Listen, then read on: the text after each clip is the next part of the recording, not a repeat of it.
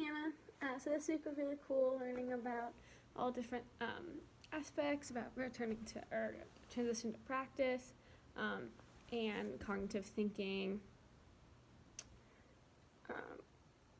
So yeah, that was kind of cool. I really like some of the stuff we did this week. 2 concepts that I learned. One was from chapter 7, and it talked about those stages of learning.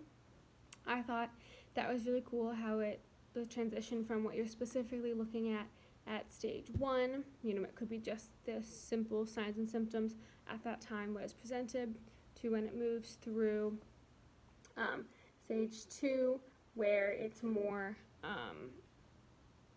the entire person. So they did the example of the endocrinologist, where instead of thinking about symptoms, signs, symptoms of shock, they went straight to sepsis as that progression goes, and how they actually got that injury. And then continuing on to stage 3, where it's everything, and so you're not just thinking about, okay, what symptoms does he have, but how does that disease emerge, and thinking more in the lines of the patient and not just the signs and symptoms.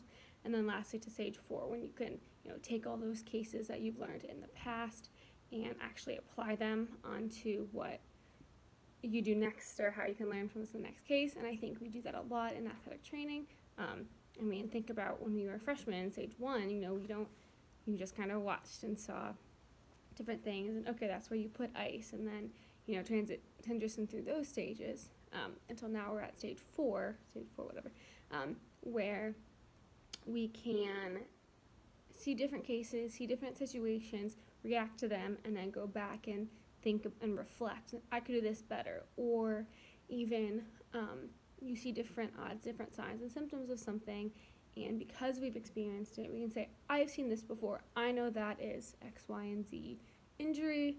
And I think that's really cool. We have that experience as we transition through. Or even if we talk about Enfields, like if you're doing an Enfield and Lockman's and you've never seen a positive before, you might not know, but until you see that positive Enfield, and then the next time you feel that, you're like, oh, this is exactly what I had felt before. And that's how we're going to transition, because, okay, I've dealt with this before. Unfortunately, in that case, you would have torn your ACL, but it's still good to have that definitive experience and practice, so we can apply it into our future knowledge. The other thing I learned was actually from the TED Talk video, and she talked a lot about learning, and she talked the reasoning video, and how if you're a lot younger, it's actually easier for you to reason. So I think it was up to age 5 where you have you peak your reasoning, or you can grow that. And she did talk a lot that we don't train our kids. That sounds so bad, but we don't practice that with our children. I don't have kids, but with younger people, because we just read to them, we think that's good enough. But how she talked about her example of how we need to foster that from a young age, so that when they are older, they know those skills without having to be retrained them. Now, unfortunately, we can't, retrospectively go backward and train ourselves when we're younger to critically think. But I think by doing that and understanding where our peak was and why it might be harder to learn, that's a good situation for us. And then in the future, if we do have kids or you're babysitting someone, we can apply that, and we have them think more questions and be more imaginative, and encourage that and foster that when they are younger, so that when they reach high school or college and their job is to critically think, it's not a big enough challenge for them, or we just have to know and learn how to actually work on it and change it when they are older, so that we can critically think when we are out in the profession or doing pretty much whatever job you need to critically think at.